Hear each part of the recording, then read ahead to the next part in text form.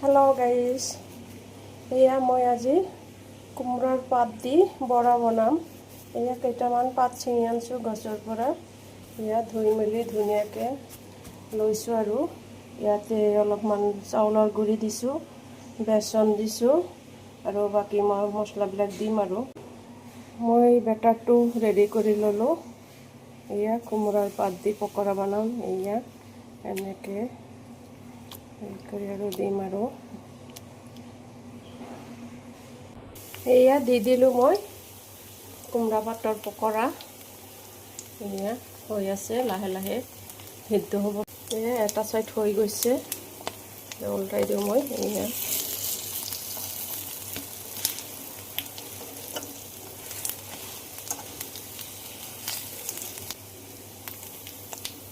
এয়া এটা চাইড হৈ গৈছে, উল্টাই দিওঁ মই।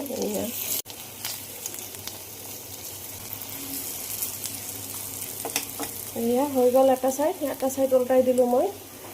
চাই থাকক আপোনালোকে। এইবিলাক কোমৰা পাতৰ বৰা বা পকৰা খুবেই টেষ্টি লাগে।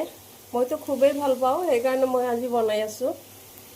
হয়ও সোনকালে হৈ যায়, ইমান টাইম নালাগে। ঠিক আছে, চাই থাকক আপোনালোকে। এয়া চাওক, মোৰ হৈ গ'ল কোমৰা পাতৰ পকৰা। কোমৰা পাতৰ পকৰা মোৰ হৈ গ'ল, ৰেডি হৈ গ'ল। খুবেই ধুনীয়া হৈছে, খাওঁতেও খুবেই টেষ্টি লাগিব যেন পাইছোঁ। মচমচীয়া হৈছে একেবাৰে। তো যিয়ে নহওক, মোৰ ৰেচিপিটো ভাল লাগিলে আপোনালোকে নিশ্চয় লাইক কমেণ্ট কৰিব, কমেণ্টৰ জৰিয়তে জনাব। আগলৈ চাই থাকিব আৰু নতুন নতুন মই ৰেচিপি দি থাকিম। মই সিমান এটা বনাব নাজানো, তথাপি অলপ ট্ৰাই কৰিম আৰু আপোনালোকৰ লগত শ্বেয়াৰ কৰিম। Bye bye, thank U.